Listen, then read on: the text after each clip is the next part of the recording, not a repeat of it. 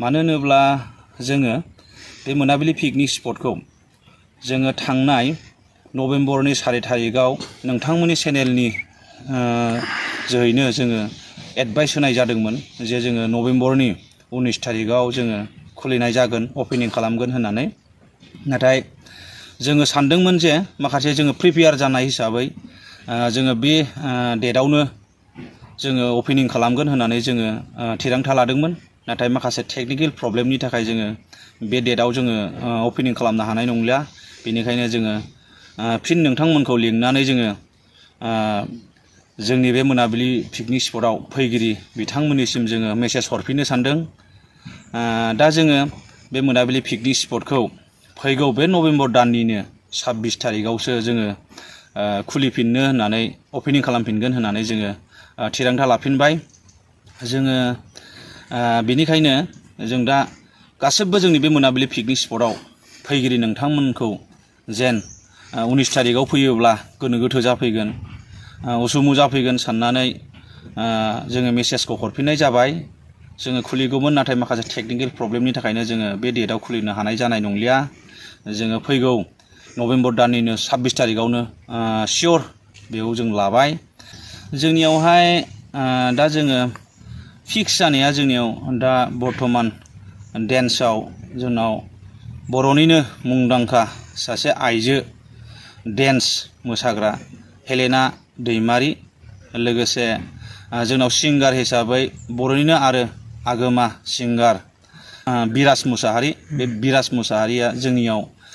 confirm जाबाय बे सानैखौ जों दा बर्थमान कनफार्माव मोनबाय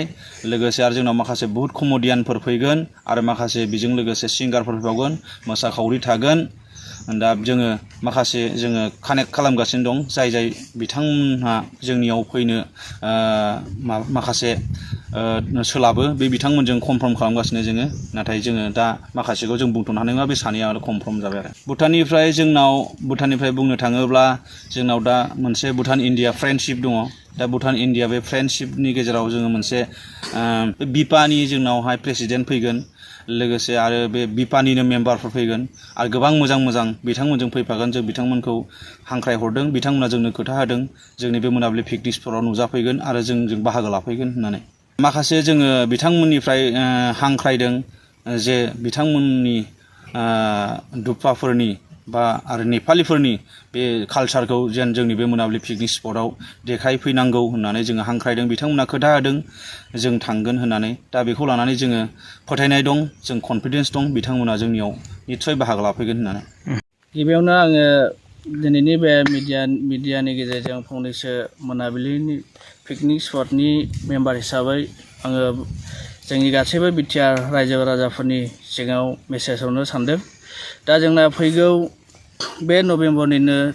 26 तारिखआव जि जोंनि मोनाबिलि अपेनिं सेरेमनि जागोन